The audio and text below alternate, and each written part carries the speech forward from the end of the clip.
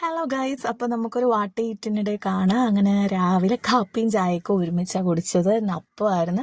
പിന്നെ ഇന്നലത്തെ ബീഫ് കറി ഉണ്ടായിരുന്നു. അങ്ങനെ രണ്ടപ്പവും ബീഫ് കറിയൊക്കെ കൂട്ടി കഴിച്ച് പിന്നെ ചായയും കുടിച്ച് പിന്നെ കുഞ്ഞിനും അവളും എൻ്റെ കൂടെ ഇരുന്ന കാപ്പി കുടിക്കുന്നത്. അവൾക്ക് അപ്പവും കടലക്കറിയായിരുന്നു. തൊലിയൊക്കെ കളയാതെ കടല വാരി പറക്കി തിന്നുക പെണ്ണ്.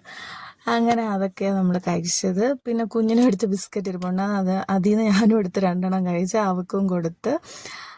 പിന്നെ അത് കഴിഞ്ഞിട്ട് നമ്മൾ ഉച്ചയ്ക്ക് കഴിച്ചതെന്ന് വെച്ചാൽ നമ്മൾ ഫുഡ് പുറത്തുനിന്ന് ഓർഡർ ചെയ്തത്. മന്തിയായിരുന്നു മേടിച്ചത്. ഇവിടെ അടുത്തുള്ള റെസ്റ്റോറൻറ്റിൽ തന്നെ മേടിച്ചത്. വലിയ കുഴപ്പമില്ലായിരുന്നു. അങ്ങനെ അതാണ് നമ്മൾ ഉച്ചയ്ക്ക് കഴിച്ചത്. മന്തി മയണൈസ് എല്ലാം കൂട്ടി കഴിച്ച് ചെസ്റ്റ് പീസ് ഞാൻ എടുക്കത്തുള്ളൂ, ലെഗ് അനിയത്തിക്ക് കൊടുക്കും. അങ്ങനെ നമ്മൾ മന്തിയൊക്കെ കൂട്ടി ഉച്ചയ്ക്ക് കഴിച്ച് പിന്നെ അത് കഴിഞ്ഞ് അമ്മ ചൂരച്ചാർ ഉണ്ടാക്കുമായിരുന്നു. അങ്ങനെ അതൊക്കെ പോയി നോക്കി. നല്ല ഫ്രൈ ഒക്കെ ചെയ്ത് ചൂരച്ചാറൊക്കെ ഉണ്ടാക്കി. വെള്ളം പോലെ ഇരിക്കുക, കറി പോലെ തോന്നും, പക്ഷേ ഇത് കുറച്ച് കഴിയുമ്പോൾ വറ്റും കേട്ടോ. നല്ല ടേസ്റ്റാണ്.